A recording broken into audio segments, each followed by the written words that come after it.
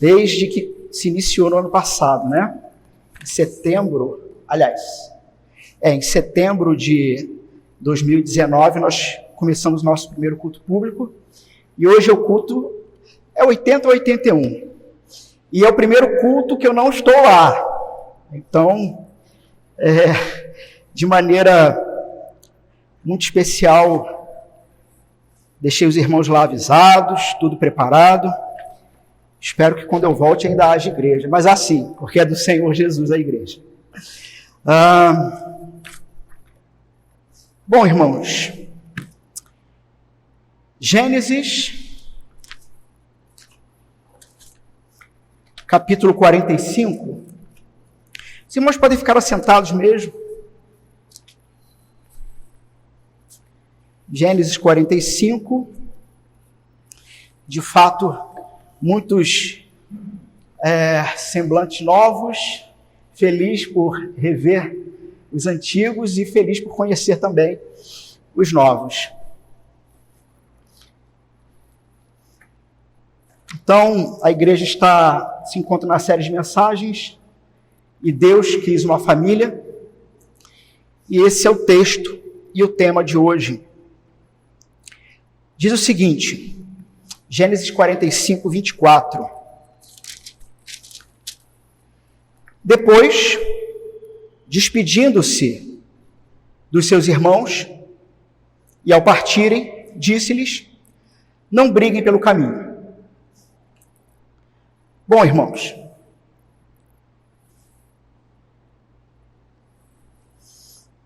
de maneira simples e breve, não briguem pelo caminho. Amém, Deus abençoe. É claro que eu não podia sair daqui simplesmente com essa afirmação. Nós temos aqui mais do que o conselho, uma ordem, né, de José.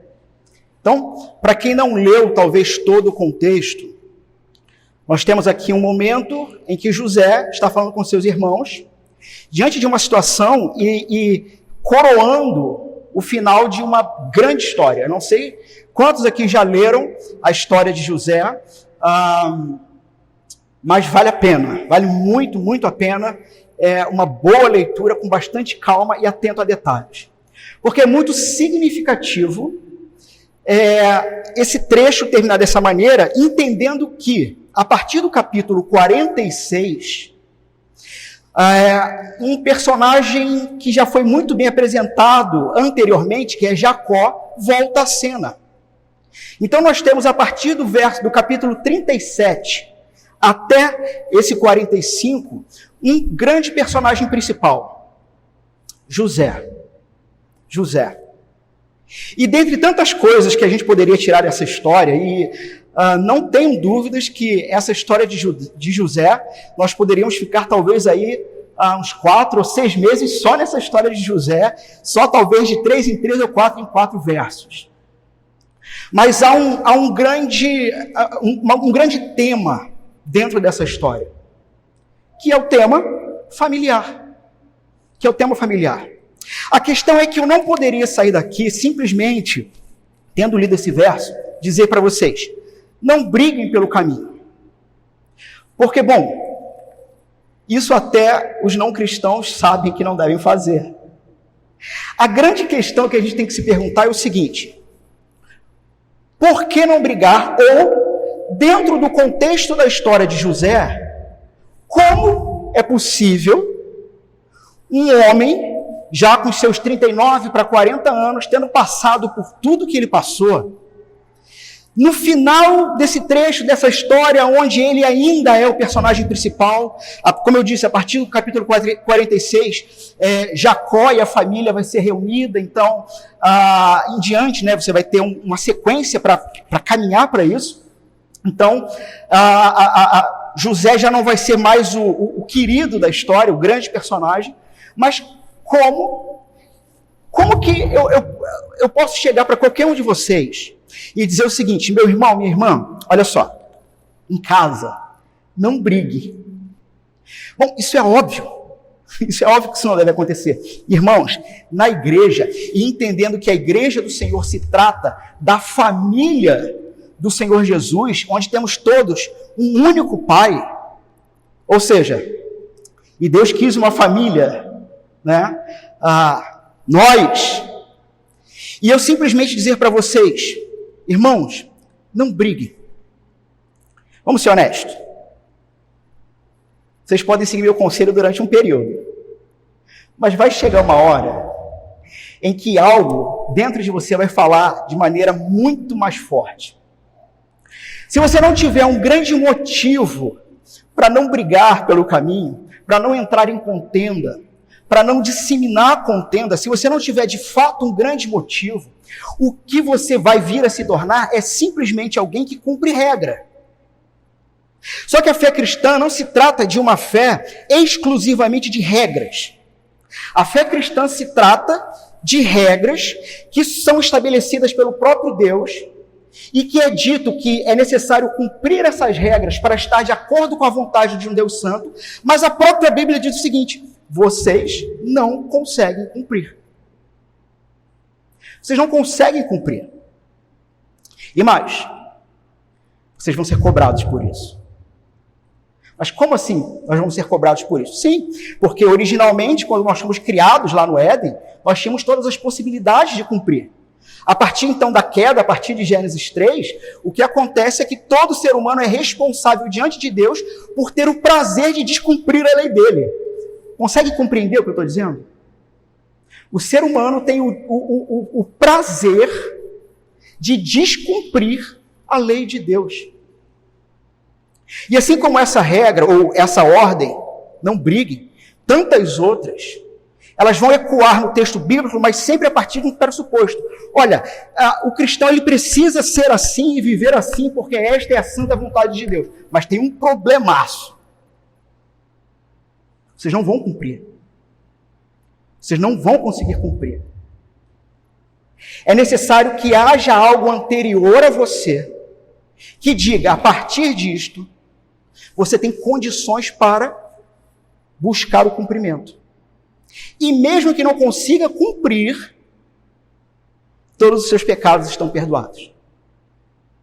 É lógico que há uma relação aqui de feedback, de balança, onde há uma responsabilidade humana diante de Deus. Mas o ponto é, como é possível um homem que se tornou vítima da sua própria família, odiado pela sua própria família, foi sequestrado. Bom, para quem não conhece, né, rapidamente en passant, é bom saber ou relembrar a história de José, né? E é interessante também percebermos o seguinte, a estrutura dessa história. Qual é a estrutura dessa história? Capítulo 37. Capítulo 37 e depois o capítulo 42 ao 45. Ou seja, vamos dividir essa história em 3 atos, tá? O primeiro ato, capítulo 37, onde você tem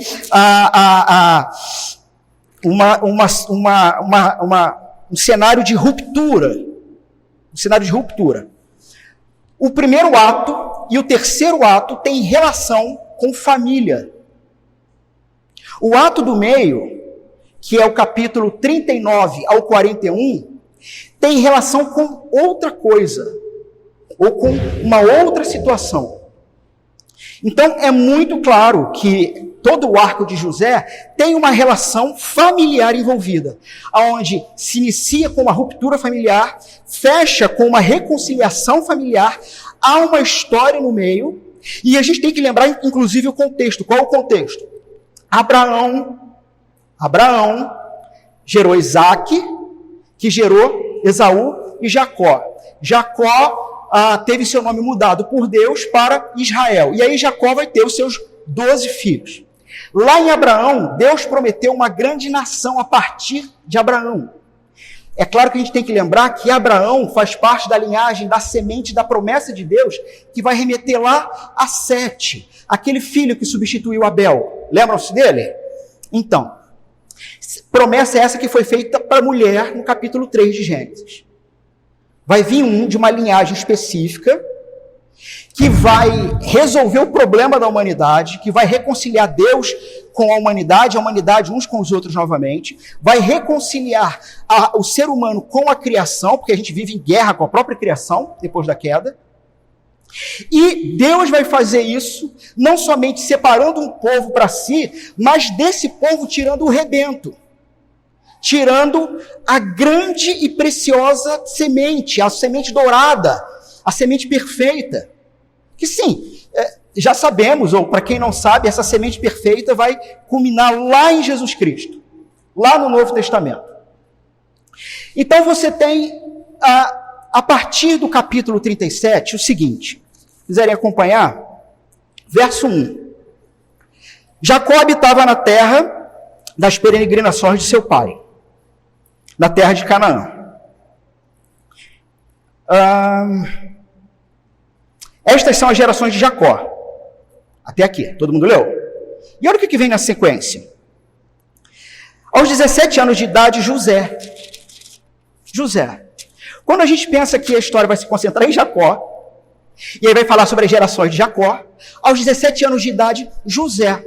Por quê? Porque todo o arco, na verdade, o autor de Gênesis, que é Moisés, está preparando não somente o povo que estava no deserto peregrinando, e aí, para quem não sabe, sim, o Pentateuco, ele foi escrito por Moisés, depois que o povo foi retirado do Egito, e eles estão peregrinando no deserto. Então, também uma boa maneira de nós entendermos e percebermos o significado original do texto é lembrarmos do seu leitor original, e não somente da história que está acontecendo, mas por que aquele povo que está peregrinando no deserto tem que ouvir essa história, ou ler essa história. Então, aqui no capítulo 37 em diante, o autor de Gênesis, ele está preparando o leitor para o surgimento da nação, para o cumprimento daquilo que Deus tinha dito a Abraão e que, vai acontecer e vai tomar contorno. Só que é o seguinte, os poucos que me conhecem aqui sabem que eu sou meio viciado em Apocalipse, né? Os irmãos lembram por quê? Foi 8 a 9 meses de estudo de Apocalipse aqui com a igreja. A gente tem que olhar para a promessa da semente em Gênesis, olhar lá para Apocalipse e lembrar que aquela pequena serpente virou um gigantesco dragão, e que nos textos bíblicos e no Apocalipse revela o seguinte, que a semente da serpente, que Satanás, o maligno, faria de tudo, constantemente de tudo, para destruir o povo de Deus, para que não viesse esse rebento. E Deus, então, aqui, nessa história, usando o seu servo José, ele vai criar um drama para que o povo dele, Jacó e seus filhos e suas esposas, possam ir para um lugar seguro, crescer, multiplicar e ficarem assim abastados. É muito interessante olharmos para o final da história aqui de José, quando Jacó já retorna, que quando eles chegam, eles vão para o melhor lugar e vão adquirindo riquezas. E quando eles saem do Egito, eles levam essas riquezas embora de volta. Há uma comparação muito interessante com a saída deles de Êxodo. Como que eles chegam, o que eles recebem, e quando eles saem, eles pegam tudo. Eles levam tudo que era deles, lá no início. Mas muito bem, como Deus vai fazer isso? Bom, então, no primeiro arco, você tem os irmãos que odeiam ele, você tem o pai que ama ele mais do que os outros irmãos, isso fica claro com os presentes, e além disso você tem José tendo sonhos em que os irmãos iriam se prostrar diante dele. E aí, no terceiro arco, você vai ter o processo da reconciliação. Eu não sei se todos conhecem essa história, mas no meio ainda, Faraó vai ter um sonho. Aí, irmãos, José jogaram ele numa cisterna, tá? Uma cisterna vazia. E assim, eu não imagino que jogaram ele assim com todo cuidado e carinho, tá? Pegaram o moleque, tipo assim, esse garoto, ele realmente acha que vai governar sobre a gente. E aí você imagina 11 irmãos. 10 irmãos. Ainda tinha o Benjamim, o pequenininho. 10 irmãos. tá? Os caras grandes, né? Já tarimbado, fazia o que queria. José, ele meio que entregava os irmãos para o pai, e os irmãos com raiva dele, pega ele, e aí, primeira ideia que eles têm, vamos matar. Vamos matar. Segunda ideia que eles têm, vamos jogar ele na cisterna. Na verdade, um dos irmãos vai dar a ideia. Simeão, joga na cisterna e depois eu vou lá de madrugada e salvo ele. Só que no meio do processo a gente não sabe como que isso aconteceu, por que isso aconteceu, ou como é que foi, porque o Simeão tinha essa ideia. Não vamos matar não, vamos jogar ele naquele buraco. Aí deve ter pegado ele de qualquer jeito, tacou ele naquele buraco, tiraram aquela roupa bonita que ele tinha, vamos jogar ele naquele buraco. E Judá vai ter a outra ideia, tá vindo os mercadores aí, vão pegar ele e vender. Ele é vendido, vai para a casa de Potifar. Na casa de Potifar, tudo vai bem, até que a mulher de Potifar cobiça ele, todos conhecem essa história, né? Inclusive, essa história é a base para a gente afirmar o seguinte, pecado, a gente enfrenta, confronta, tentação a gente corre. Pecado a gente olha de frente e enfrenta. Mas tentação, dá nome, e tira da vida. Tentação não encara não, corre, faz igual a José. Fugiu da mulher. Tudo bem, foi acusado, ficou preso muito tempo. Depois Faraó tem um sonho, José vai parar a ser o segundo de Faraó. Só que ele passou por muita coisa. Quando ele foi levado para o Egito, ele tinha aproximadamente aí 17 anos. Tá? Quando ele tem esse encontro com os irmãos, tem uma grande fome, ele tem esse encontro com os irmãos, ele tinha aí de 39 para 40 anos de idade. Tá? Já casado, totalmente aculturado, provavelmente os irmãos não reconheceram ele, ele devia estar com aquelas maquiagens egípcias, aquela coisa toda, né? Até porque ele exercia uma questão de autoridade ali. Quando os irmãos vão conversar com ele, eles conversam através de tradutor, ou seja, ele não fala. Ele reconhece os irmãos, mas os irmãos não reconhecem.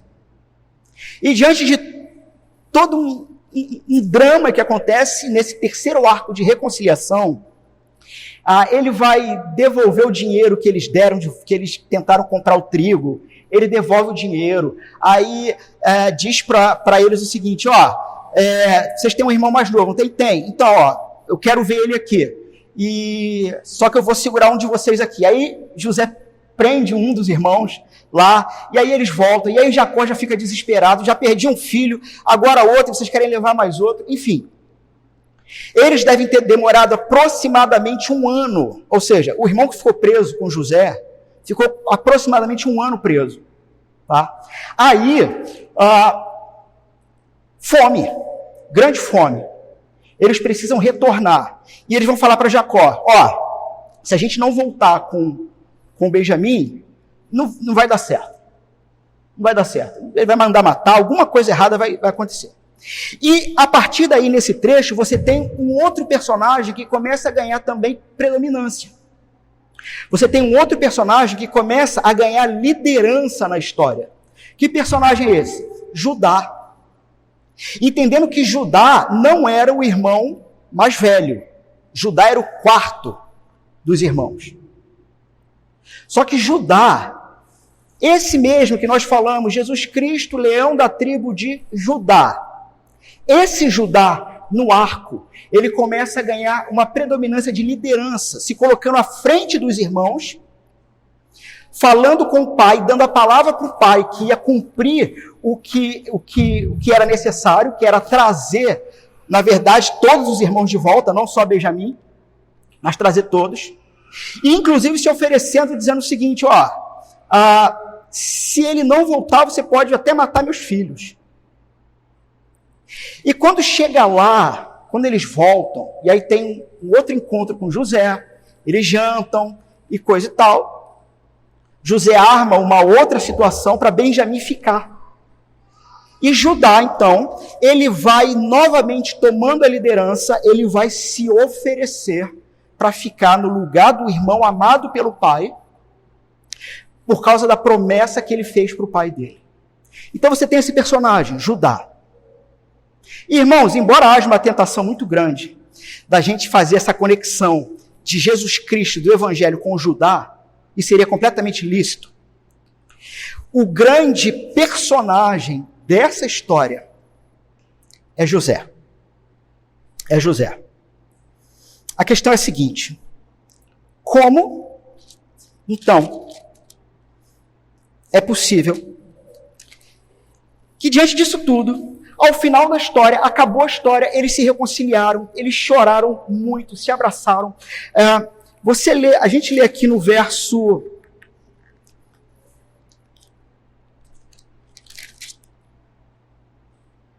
No capítulo 45, verso 1. José não conseguia mais conter-se. O que acontece? No verso anterior foi quando Judá intercedeu pelo irmão. Ele intercede pelo irmão, se oferecendo para se tornar escravo no lugar do irmão. José não conseguia mais conter-se diante de todos os presentes, então falou em alta voz: fazer com que todos saiam à minha presença, e ninguém ficou com ele quando se revelou a seus irmãos, e levantou a voz em choro, de maneira que os egípcios ouviram bem como a casa de Faraó. Então José disse aos seus irmãos: eu sou José, meu pai ainda vive. Irmãos, os irmãos dele ficaram atônitos, porque até então o camarada só falava em egípcio, e com eles por tradutor. E agora ele se revela como aquele irmão que lá atrás eles planejaram sequestro, assassinato e venda como escravo. José passou, eu ia usar um termo popular aqui, né? Mas é o pão que foi amassado. José passou o pão que foi amassado. Né? No entanto, como foi possível José, no final dessa história toda, ter se reconciliado com todo mundo e dizer: não brigue? Primeiro, em todo momento da sua história, José vigiou o seu coração. Em todo o processo, José nunca permitiu que os problemas da vida lhe causassem ressentimentos que o levassem ao pecado. José ele estava atento à história dele, ele estava atento ao que estava acontecendo. Mas mais do que isso, e esse é o grande motivo, José tinha a visão correta das coisas. Deus estava acima de toda aquela história, e Deus tinha um plano a ser cumprido, que era inclusive muito maior do que o próprio José. É como se José já tivesse entendido essa ideia hoje que nós temos de Deus como um grande tapeceiro, né? Aquele que vai dando os pontos no tapete e você olha aquilo ao avesso e você não entende nada, e de repente pontos que você acha que eram mais importantes, quando vira o tapete do outro lado e você contempla a obra feita, você contempla qual era a intenção do tapeceiro, a intenção do Criador. José, ele tinha isso muito claro. Ou seja, a teologia de José impediu que ele cometesse atrocidade. A teologia de José impediu que ele cometesse maldade contra os seus irmãos. Mas, novamente, se nós olharmos, então, o trecho do meio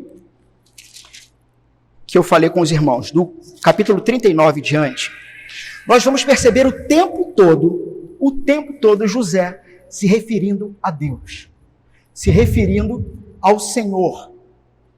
E é muito interessante que sempre que há uma fala de José e ele se refere ao Senhor Deus, ele se refere no hebraico a Elohim, o Deus Criador Todo-Poderoso. Sempre que José fala desse Deus, do Deus dele, como cometerei eu tamanho pecado contra o Elohim, contra o Deus Todo-Poderoso? Aí ele vai a Faraó, e, né, na interpretação do sonho, e ele fala, olha, porventura não é Elohim que interpreta? É Elohim, é o Deus Todo-Poderoso. José nunca teve dúvidas de que todo traço de história da vida dele estava sendo desenhado, pintado, às vezes apagado, às vezes amassado, mas redefinido pelo Senhor Deus Todo-Poderoso. José nunca teve dúvida disso. Mas eu acho que a parte mais legal desse texto é como isso é possível, porque a pergunta continua. Como você pode ter plena consciência e certeza de que o Deus Todo-Poderoso caminha contigo, construindo a sua vida? Como, inclusive, você pode ter situações em que você, com o coração franco, você perdoa e ainda diz uns para os outros, olha, tudo que a gente cometeu no passado, todos os nossos erros, sabe, aquela picuinha aqui, um ou outro aqui, irmãos, não vamos ser, todo mundo aqui briga. Sabe, aquela coisinha que você cometeu na semana passada um com o outro? E assim, não, a gente pensa em família, mas irmãos, também falamos da família do Senhor.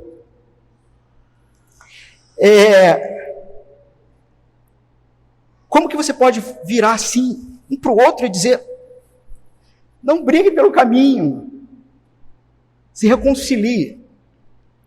A resposta está em que antes das falas de José, onde ele apresenta Deus como o Elohim, o Deus Todo-Poderoso, algo é revelado aos primeiros leitores e revelado a todos nós. Quem revela para a gente? O narrador do texto. Quem é o narrador do texto? Moisés, inspirado pelo Espírito Santo de Deus, narrando o texto e dando as bases para que você saiba que Ele é o Deus Todo-Poderoso e que no final da sua história você vai poder perdoar e dizer, não precisa mais brigar, estamos perdoados. Qual é a base da história? Capítulo 39. Verso 2. Mas o Senhor, o Deus da aliança, estava com José. O Senhor estava com José. O Deus que faz alianças estava com José. Por isso José podia dizer, o Senhor Deus Todo-Poderoso é quem faz. Verso 3. E Potifar viu que Deus estava com José. Verso 5. O Senhor abençoou a casa do egípcio por amor de José, e a bênção do Senhor estava sobre todos os seus bens, tanto na casa como no campo, porque o Senhor estava com José. Verso 21. O Senhor, porém, estava com José. Verso 23. Pois o Senhor estava com ele. José. Irmãos, o que nós temos aqui é claramente a doutrina da graça de Deus agindo no coração humano. O Deus de aliança, um Deus que se propõe a fazer um pacto, aonde Ele mesmo promove, apresenta, promove, conclui e mantém esse pacto. Ele vai atrás de homens e mulheres e faz pacto, faz aliança. E a partir dessa aliança, a partir do que o Senhor fez, a partir do que Ele propõe, Ele se revela ao nosso coração como Deus Todo-Poderoso. E agora, a partir disso, a partir de um Deus que fez um pacto com José, e que pôs no coração de José o temor e a honra ao Senhor, José pode cumprir os imperativos. Entende? Essa é a diferença do Evangelho para uma religião de leis. A religião de leis é faça porque é o correto. O Evangelho diz, faça, porque o Senhor já te deu tudo o que era necessário para que você possa fazer. Faça como resposta de amor a Deus. ande segundo os caminhos do Senhor, porque no seu coração ele já fez uma aliança e plantou a seguinte verdade: eu sou o teu Deus. Portanto, viva de acordo com essa realidade.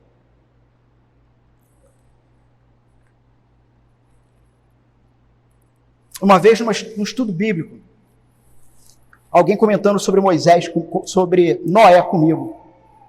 E a pessoa disse o seguinte, que Noé era justo porque Deus tinha separado ele para a sua missão, né? Eu falei, não, peraí, vamos devagar, vamos com calma. Vamos com calma.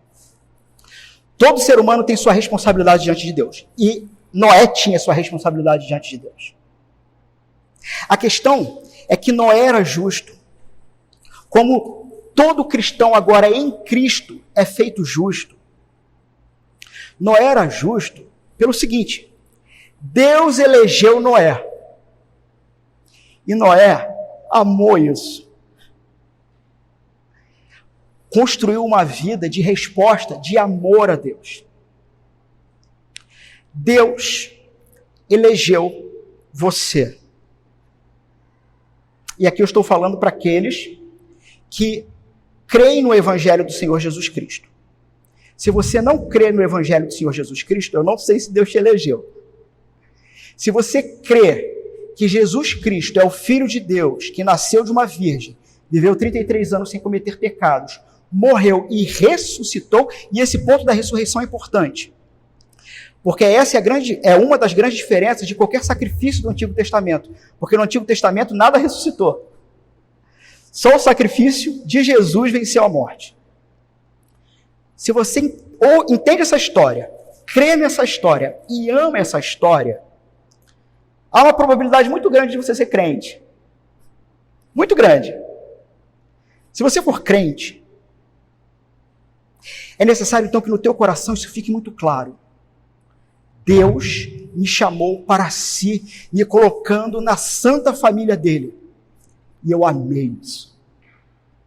Se você amou isso, você se torna uma pessoa que transborda amor e graça para aqueles que estão ao seu redor.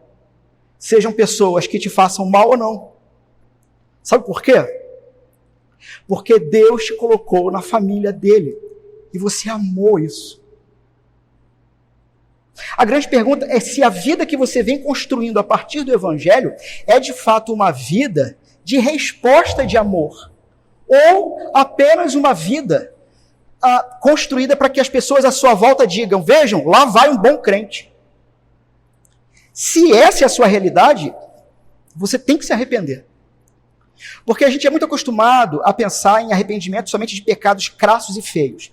Mas você quer saber um grande pecado que te afasta de Deus? É realmente você achar que você é bom porque você é religioso. E você não é bom. Você não é bom.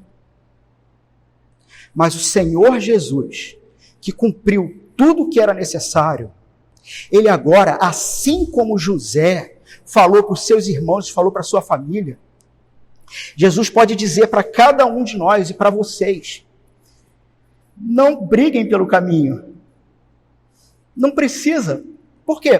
Porque vocês estão perdoados. Ora, se aquele que, sendo inocente, o próprio Cordeiro de Deus, é colocado nu, numa cruz, espancado, humilhado, exposto, ele é capaz de chamar cada um de nós e dizer o seguinte: seu pecado está perdoado. Agora, eles só vão reconhecer que você de fato é meu discípulo se você amar o outro. Não brigue pelo caminho. Porque novo mandamento vos dou: amai-vos uns aos outros, assim como eu vos amei. Irmãos, é tão difícil entender isso? Não é. E por que nós temos tanta dificuldade? Porque, novamente, é necessário o tempo inteiro, colocar como a base das nossas ações, não o ato puro, mas a motivação para o ato. Qual é a grande motivação de estarmos aqui hoje, em culto ao Senhor? Qual é a grande motivação de sairmos dessas portas com a mente focada no reino e com o desejo de espalhar o evangelho. Qual é o grande motivo para sairmos dessas portas e irmos para um ambiente de trabalho ou de estudo e as pessoas olharem ao redor e dizerem o seguinte: essa pessoa é diferente. Ele não coaduna com certas práticas do local. Qual é o fundamento que nos leva a essas ações? O Evangelho do Senhor Jesus. Sempre o Evangelho do Senhor Jesus. Timothy Keller, ele diz o seguinte, que muitos de nós confundimos o Evangelho com os resultados do Evangelho. Qual é o problema disso?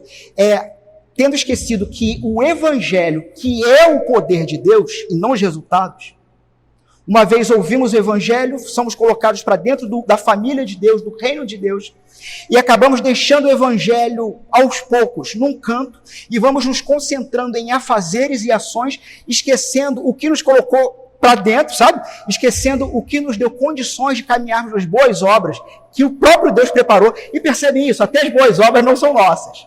As boas obras foram preparadas pelo próprio Deus para a gente caminhar.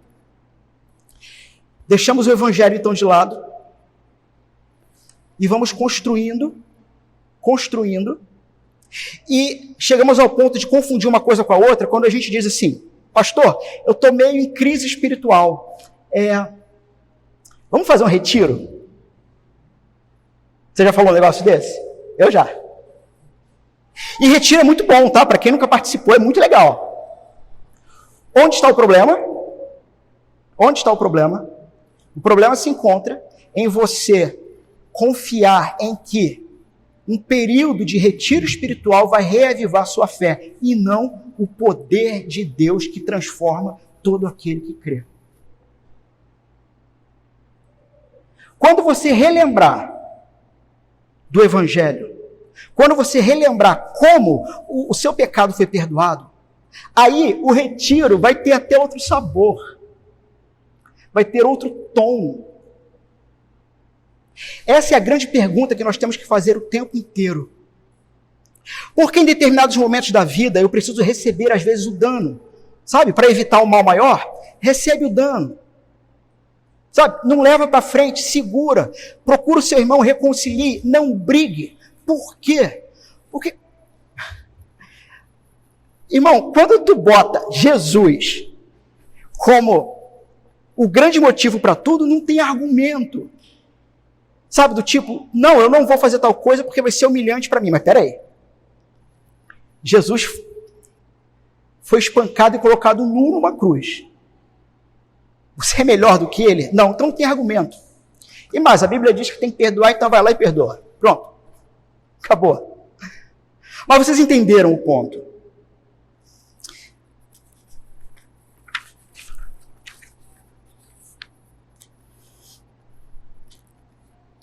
Por que José pôde dizer para eles: não briguem pelo caminho?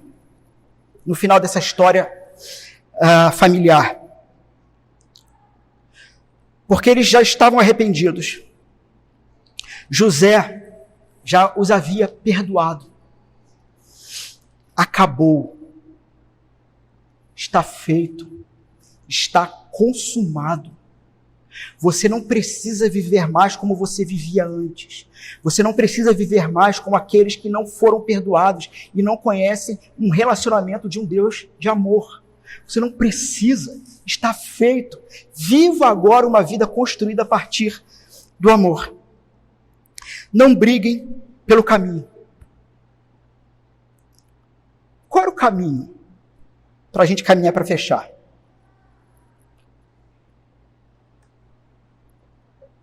Na história, os irmãos de José, eles iam voltar para contar para Jacó, né, uma boa notícia, uma boa nova. Algo que depois, essa boa nova, boa notícia, lá no grego, vai chegar traduzido até nós como o Evangelho. Os irmãos vão voltar para contar para o pai: aquele teu precioso filho, não está morto. O pai regozija como que na ressurreição do filho. Meu filho está vivo. Meu filho está vivo. José, com a sua boa teologia, que não se deixou perder o seu coração, porque tinha uma boa teologia, mas além da boa teologia, tinha esse relacionamento pessoal com Deus, essa convicção pessoal com Deus. José, ele é aquele que vai dizer o seguinte: vocês intentaram o mal contra mim, só que o Senhor transformou o mal em bem. Aqui eu estou parafraseando, tá? O texto não está bem assim não, mas é essa a ideia.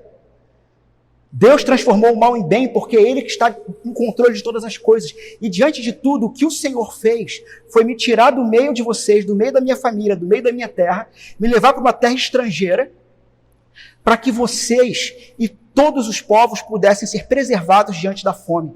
Percebem a promessa feita a Abraão começando a se cumprir? A tua geração será bênção para todos os povos.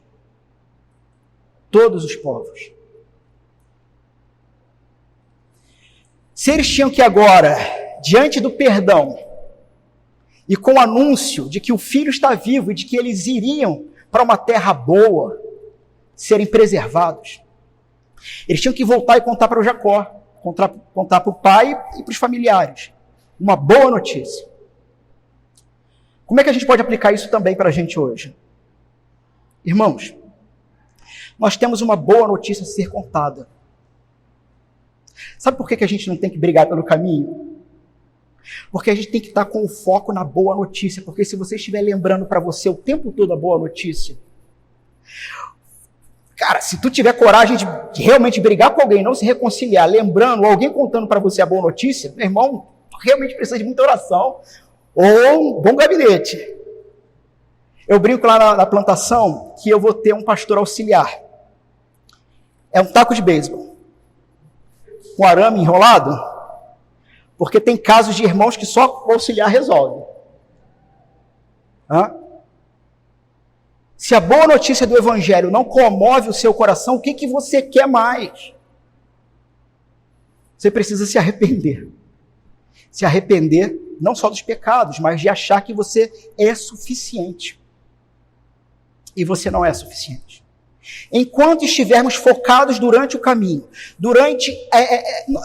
nós fomos colocados por Deus diante da cruz do Filho, e por intermédio do Espírito, aquela história fez sentido no nosso coração, e nosso coração foi transformado, e agora temos uma boa notícia a anunciar a todos, de que há perdão e reconciliação com Deus, e diante disso, e novamente, indo a Jesus Cristo dizendo, amem uns aos outros. Se a gente tiver o Evangelho o tempo todo em mente, nós não vamos ter tempo ou coragem para brigar. E se houver briga, lembre-se do Evangelho. Chama o seu irmão. Sabe? Às vezes, sabe quando você está tão amargurado, muito amargurado? Aqui é uma outra aplicação, tá bom? Chama o pastor da igreja, chama um dos presbíteros, um dos diáconos, chame um irmão maduro para orar com você, e a primeira coisa que você pede para o irmão, antes dele orar para você, é o seguinte: meu irmão, por favor, me conta o Evangelho. Me conta o Evangelho. Porque senão, essa oração não vai ter sentido, meu coração vai continuar amargurado. Me faz ver o perdão da cruz, para que eu saiba que é possível perdoar qualquer um e qualquer coisa.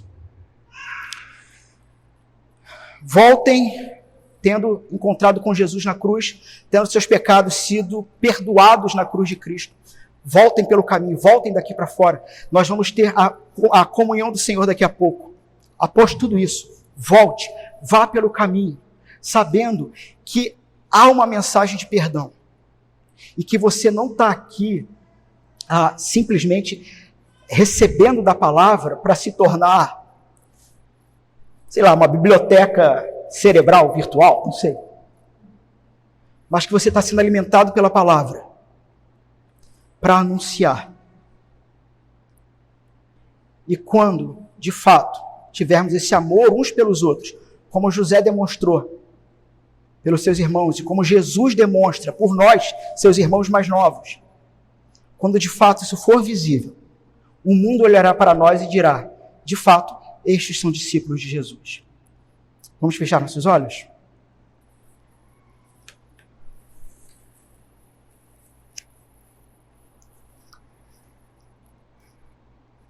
Pai Santo, graças te damos, porque o Senhor nos perdoou os pecados.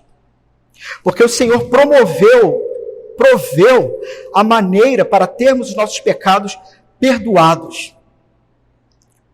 Porque o Senhor não economizou, mas o Senhor deu do seu melhor. O Senhor deu o teu santo Filho. E em nosso lugar, teu santo Filho recebeu toda a punição dos nossos pecados. Senhor, que essa imagem, que essa história, que essa realidade seja a motivação para que cada um de nós cristãos olhemos para nossos cônjuges, filhos, patrões, funcionários, vizinhos e nos lembremos que, porque nós fomos perdoados, nós temos todas as condições necessárias para perdoar. Portanto, Pai, que de fato em nossas vidas e nossos corações seja realidade a Tua verdade, de que Tu perdoas as nossas dívidas, como nós perdoamos aos que nos devem. Que essa oração venha, pelo poder do Evangelho, confrontar, curar e trazer a Tua paz aonde se faça necessário. Em Cristo. Amém.